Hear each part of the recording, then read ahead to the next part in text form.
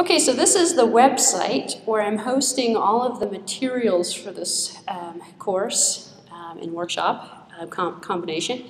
And if you go to the URL, it is www.bhecker.com. You don't have to have all this other stuff in here. Hopefully you can see that if you're in the back. It says bhecker.com. I also wrote it up on the board over here, so you can see that. And if you go into spring, this is the spring term here at I2. If you go into spring 2013, and you click down to this one here, you'll see the dates in here. It says today is the January 19th. You'll see 19th, 20th, the 16th, 17th, the 20th, 21st. Some people are coming to all three. Some people are going to one or maybe another. If you're an ITU student and you're enrolled in the course for 3 units, you're going to all 3. It's basically 1 unit, 1 unit, 1 unit, but you're taking it as a 3-unit course, so you have 3 units, yada yada. Which means there's 3 weekends, which means you must show up to 3 weekends. If you're going to take 3 weekends and you're going to get 3 units for it, you have to be here for 3 weekends. If you're not, then you may not necessarily fall into this category. You might be just taking 1 weekend. If you click on here, it's not up here right now because I don't have anything recorded yet. This, what I'm saying right now, is recording, and it will be put into a video link in here. You'll also see the course syllabus that I'm going to go over in a few minutes, and here it is, Spring 2013 video lectures. So I've got how to install Java, JDK, but you don't need to look at that. Was for the last time. Down here you'll see some assignments. I'll go over that, some PowerPoint stuff, Java tutorials, lecture examples, and then here you'll find some interesting stuff. You'll see, you clicked on one of the videos I hear. You'll see Spring 2011, 12, 11, Fall. I've taught this course many times, which is why I'm kind of switching it up a little bit. If you want to look at some of these other ones, there's about 15, 16 for a 15, 16 kind of week course. There's previous recordings of every single class meeting, but it was done with some of these were done with a slightly different focus to them, and they're all, I keep switching it up, make things interesting for me, and also for other people. So this particular version of it is going to be heavily focused towards Android development. The previous ones, some of them were developed for Linux, Unix, Java programming. Some of them were taught for just standard Windows Java or Mac Java kind of programming stuff, going over AWT, Abstract Window Toolkit, Swing libraries and stuff like that. So we're not going to focus so much on Swing and Abstract Window Toolkit, but we will hit it. Primarily focusing on Android, because everyone wants to learn Java for Android. There's also an Android application development course, which is this one here that's being taught on starting March 9th, 10th weekend. This one will be a little bit of Java, mostly Android. The 2 courses actually work together. Some people have cross-enrolled in both courses. Both courses are part of the Mobile App Development Certificate Program, which is why they've been redesigned to focus on Android. And if you're also interested, there's the Objective-C that I'm teaching during the week, but I'll be repeating the courses over and over again. So if you have an interest in this, want to get pursuing employment in this area, you want to be well versed on probably 2 platforms at least. Java and Android is probably a good choice. Also iOS and Objective-C is not a bad combo as well. And then also in the summer, no guarantee, but I'll be doing Windows 8 app development. I'm currently taking the Microsoft certification for becoming officially a teacher of it, which is, I don't like it, but it's it's okay. I don't like Windows. That's my problem. So I'm learning to like Windows, and I'm learning a little bit more about Windows 8, which is kind of interesting. So anyway, that might happen. No guarantee, but if I finish everything up on time and I pass everything, that might actually happen in the summertime. So I'm actually looking forward to it because it makes my life as a teacher more interesting. Gives me a few more subjects to teach. Anyway, so let me talk about the syllabus for the course, and I just closed the website, and I'm opening up the syllabus. It's in a Microsoft Word document, but I have it open up in preview. You can download it. There's a link right there at the top of that page we were just on. So I want to talk about what we're going to look at in this course as a little introduction at the beginning. So the course is going to focus on Java, application versus applets. This is probably what I'm going to be covering today, actually. Installing Java, installing using variables, types, expressions, control structures. We will look at the AWT Abstract Window Toolkit. It's how we get the GUI to work in Java. And we'll also look at components for events, layout managers, improved GUI libraries, threads, synchronization. Not so much on threads this time around. Not so much on client server or Linux, Unix type of development. Java is used as a language for many different platforms, by the way. It's used on Linux and Unix to program. Well, it's really nice for threading applications, actually multi-threaded programming. It's also used on the Mac, and it's used with different libraries for, for GUI control without having to use Xcode. It does a blanket on top of the Coca Foundation interfaces, so it's pretty cross-platform compatible, and you can write the same application as well that would run on a Windows machine. And the good thing about Java is if you're developing cross-platform, you write one program, runs on all these different operating systems. The other reason why Java is so popular right now is because it works on the Android application development environment. So you can write Android applications, tablet applications, huge market right now, which is why we're focusing on that for this particular workshop. You can read through the course learning outcomes and all of the, the fun stuff there. And then get down here where it says required equipment. Any computer, preferably a MacBook, but you don't need to use one. You can use a Windows desktop for this. Because believe it or not, the emulators run faster on a MacBook than they do on a Windows machine. And everyone's using MacBooks for iOS development, so I think they've been spending more time optimizing the SDK for Mac development. So if you're on a Windows machine, you might want to consider, I don't know, further down the road, your next computer, maybe. Or you can go onto eBay like I did. I bought this one for $400 and upgraded it myself.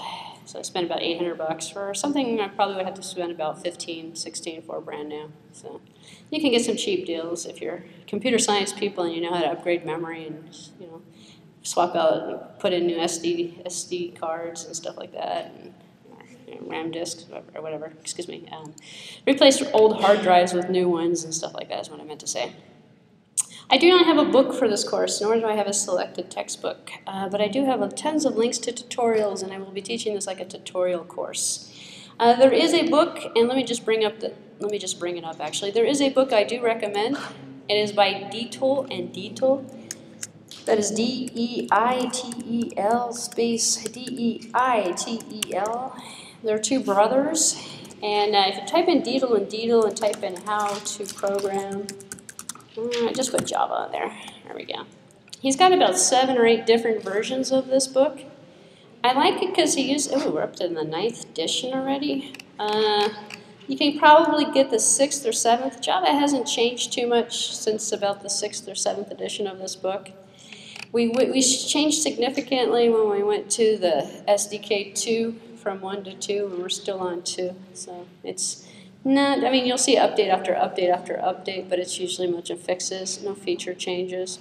The reason why I like this book is because it's really in plain English, and it's really easy, and there's a lot of pictures, and he does tutorial-driven stuff the same way I do. So he has really nice step-by-step tutorials to learn how to implement, and he actually does have an Android book too, but I will tell you I don't prefer it because his projects are too simple. It's not what I'd call advanced. This is not an advanced book either. If you've never taken a programming course before, Deitel and Deitel is really good. In fact, a lot of colleges use Deitel and Deitel as standard textbooks for beginning level programming. Problem is it doesn't go really past beginning level. It's not what I would call something that you're going to learn advanced stuff with.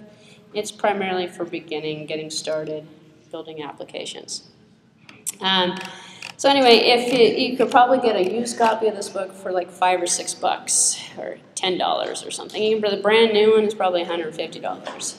But it's not required. It's only if you are looking for a textbook and you really want a textbook. So let me talk about how the course is going to be run.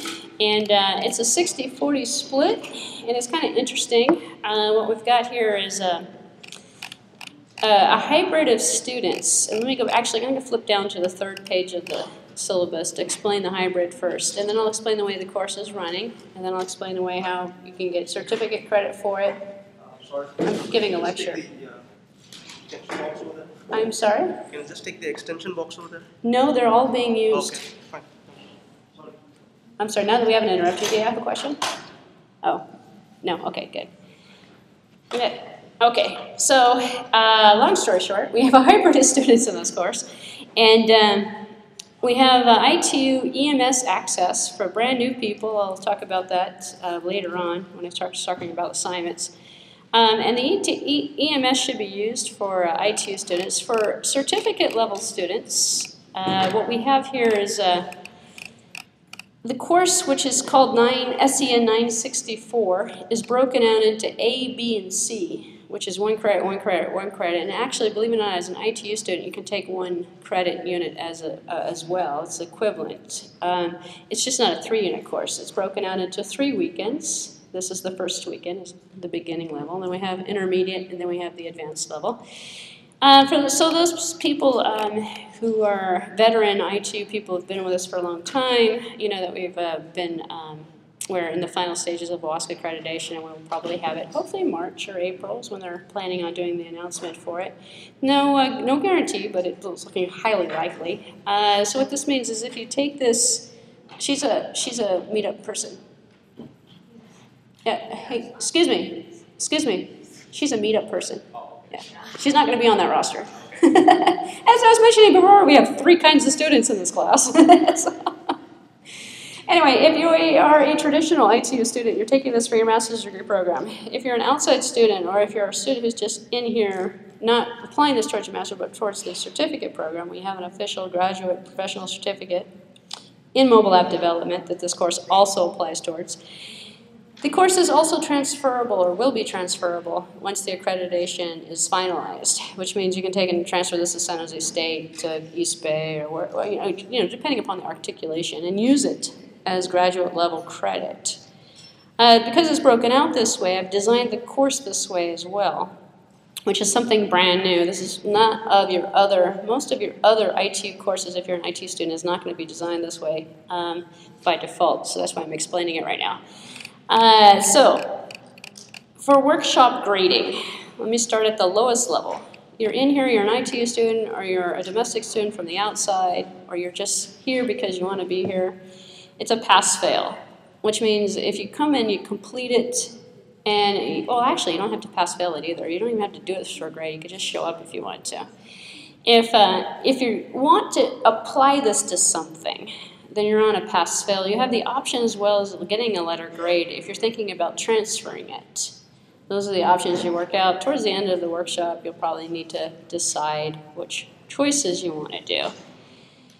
And so there are 2 required programs for each section of the course, breaking it down into 3 sections, which brings me back up to the top here. There are 6 programming assignments. This weekend, I'm going to run you through 2 of them.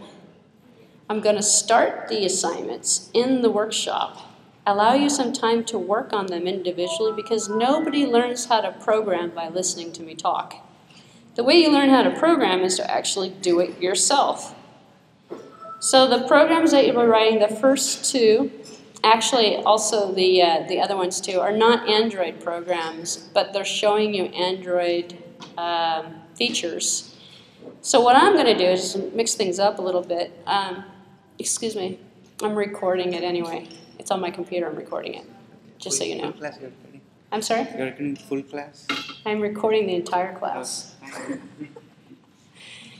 Anyway, sorry for the interruption. Anyway, so we have 6 assignments that you'll be doing that you'll be getting a grade for if you're looking for a letter grade. So, and then EMS will be set up to accept those 6 assignments. 2 of them will be due after this, a month after this weekend. 2 more a month after next week, next time we meet, and 2 more pretty close to the end there. I don't know exactly which date. I haven't set the dates yet. But you'll have at least a month to complete it. However, it's highly likely that you'll probably complete it in the class, because I'll be going over it, talking about it, and using it as a teaching aid. So the thing is you have to basically take and create it yourself on your computer and run through the steps. I'll be walking you through the first part of it, and then you complete the rest of it on your own. And in the process, hopefully you'll be learning how to actually do it. And then you'll get your homework done, and you'll get your workshop done, or your class attendance done all at the same time, and it kind of works real streamlined. For those people who want credit for the course, college credit for the course, I have to actually give you an exam. So there'll be a final exam. If you're taking this course as a workshop, there's no final exam requirement.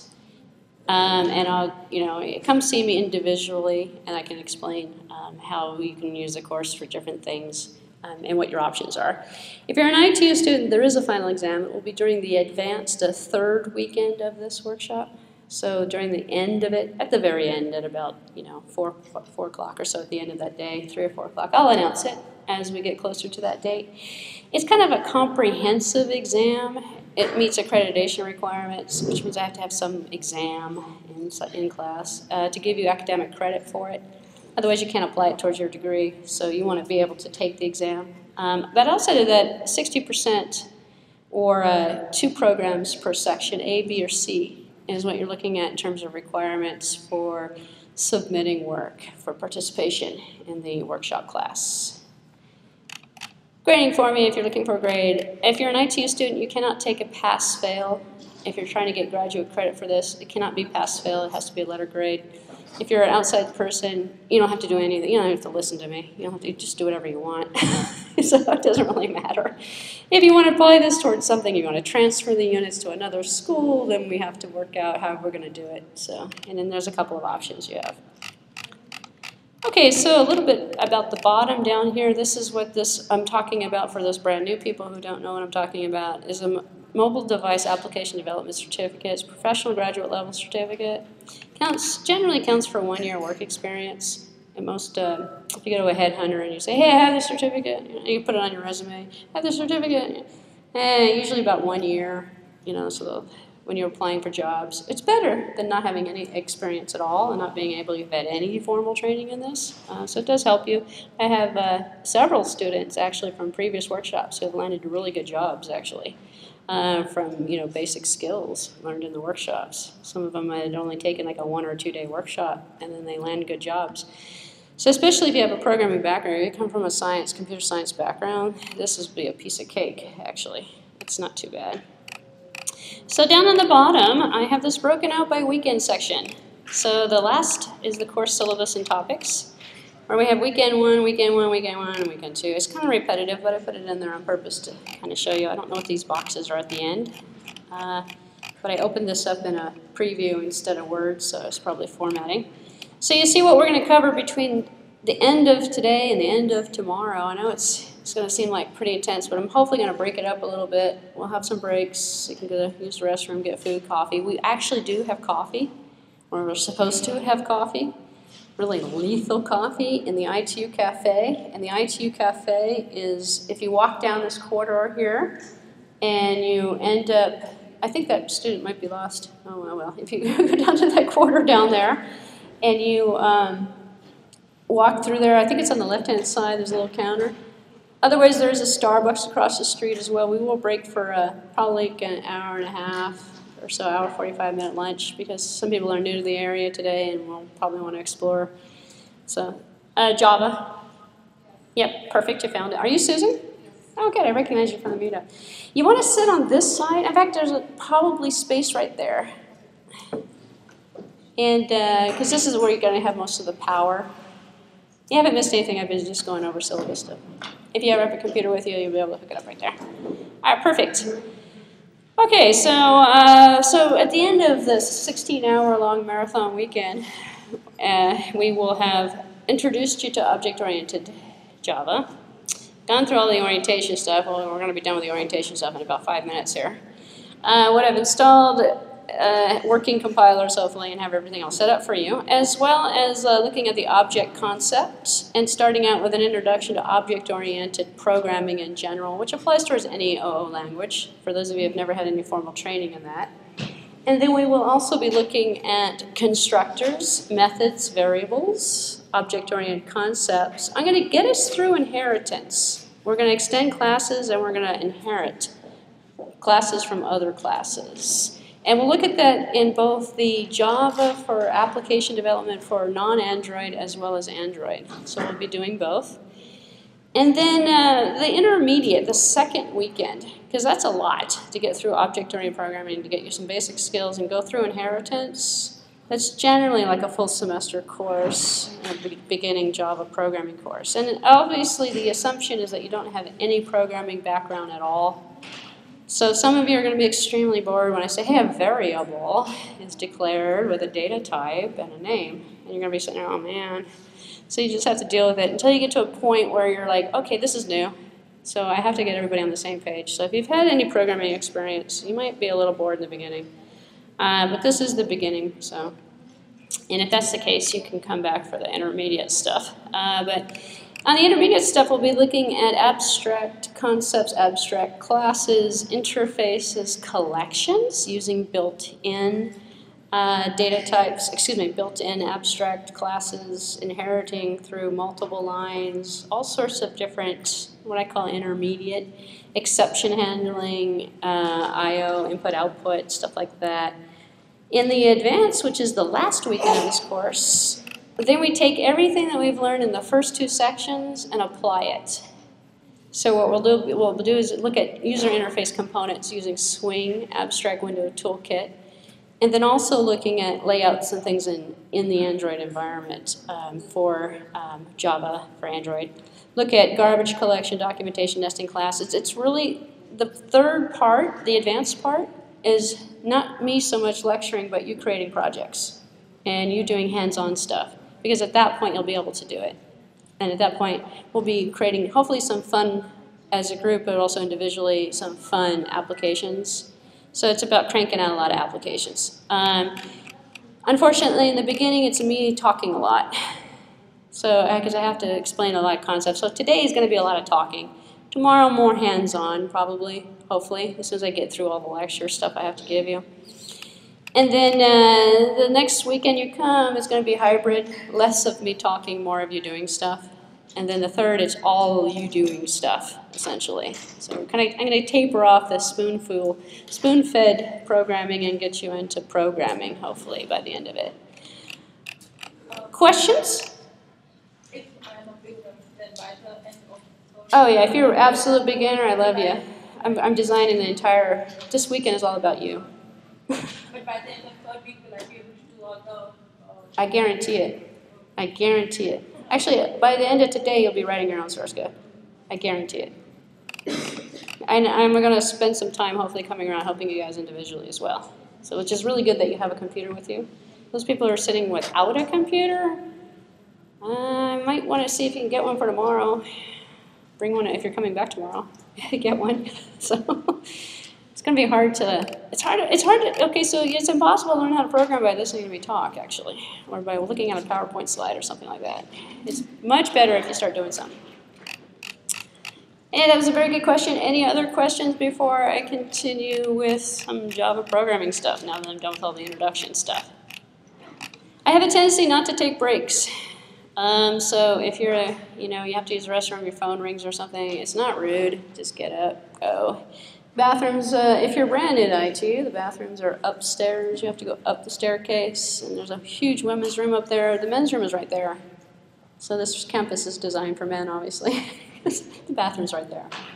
There's also a bathroom down here as well on the other side of this kind of building part. If you go straight here and hang a left, you'll see there's a unisex kind of bathroom.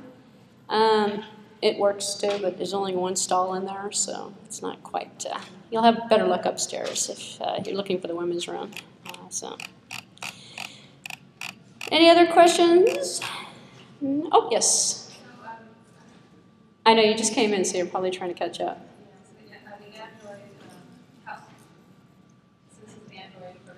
No, it's Java. Okay, so here's in fact, some of you also came in late, so let me explain what I'm doing. I've got this class I've been teaching for a couple of years now over here, and I've changed the focus off and on. And this is the website, www.bhecker.com. I put it up here on the board as well, down on the bottom. And if you come in here on the spring 2013 schedule, I have 2 classes that I'm teaching on the weekends this term. One of them is object-oriented programming in Java, which is what you're in right now. The other one is the Android application development. But what I've done is I've tailored this class to be more Android-like. So the focus is really on teaching object-oriented programming in Java, but using the Android as a platform, as well as the command prompt, and as well as creating and using Swing and Abstract Window Toolkit for like GUI development, like for a Mac application or for a Windows application. It's not an Android development course. This one down here, which is going to be on March 9th and 10th, is truly Android application development with very small percentage on Java programming. So it's kind of like the opposite, but they're both using Android, because I'm assuming, okay, so 90%, 80% of the market is using Android as the development platform these days for Java. People are really, like a good percentage of people are learning Java for Android development. So I kind of tailored this course, Java for Android development, but the focus is on learning Java programming. So how to make an object, how to extend an object from an object, how to use those objects. And in learning Java, it'll help you better understand what's going on in Android and what's going on in that environment. The toolkits, the environment is identical. So in the next few minutes when I start the install, and it's not actually going to take that long, but we'll go through what you need to do to get your computer set up. At that point, you'll see that whether you're doing Java programming or whether you're doing Android development, it's the same tools. You need Java. You need Java installed for it. You need Eclipse installed for it, and the Android development environment. So, and the sample projects that we're going to create to demonstrate Java programming is going to be through Android. Also through regular. I'm going to do both. So I'm going to create just regular Java projects as well as creating regular, Android projects as well. So the 2 courses will complement each other. One of them focuses on programming, the other one focuses on, getting the window layouts to look good and all the different features of it. There's a ton of features of Android. It's really hard to teach both Java programming and Android together. So it's kind of, so you're in Java programming. To answer your question. Did I answer your question? Yeah, and part of it is that it's people don't have Android phones that have to be tested. Oh, don't worry about it. There's emulators. Oh, don't worry about don't. So the programs that are being written on it, can you test them in a simulator, the Android simulator? Emulator. Yep. Okay, so that's a very good. I like it when people answer questions because it asks questions, because then it tells me what I forgot to say. You don't have to have any hardware outside of a computer for this course. Actually, you don't need it for iOS either. So the toolkit we're going to see today comes with its own emulators. So all of the testing and all of the, to run a program to actually see what it looks like, all done on your computer. So you do not need an Android phone or a tablet or anything. All you need is a computer. It's easier if you do have an Android device. It's easier to get the app to actually run on the device. And today I brought in a Galaxy Tab. It's just a regular, it doesn't even have service on it. I think it has Wi-Fi service, that's about it. And I'll connect it and I'll show you how, because some people who do have devices, the first thing you want to do is you want to see Hello World working on your device. So it's cool. Because you wrote a program, right? You don't have to put it in the market to put it on your device. So probably won't be till tomorrow that I'm demonstrating that, depending upon how fast I get through the material today. But you'll see how to put it on your device if you're interested in that, but you don't need a device. It's not required. In fact, it's not required for iOS either. The emulators will do it. And we're going to have all that stuff installed. Some of you probably have it installed already, but I'm going to run through it and demonstrate it too, so you'll see how it's working. Was there a question in the back? I saw a hand up earlier.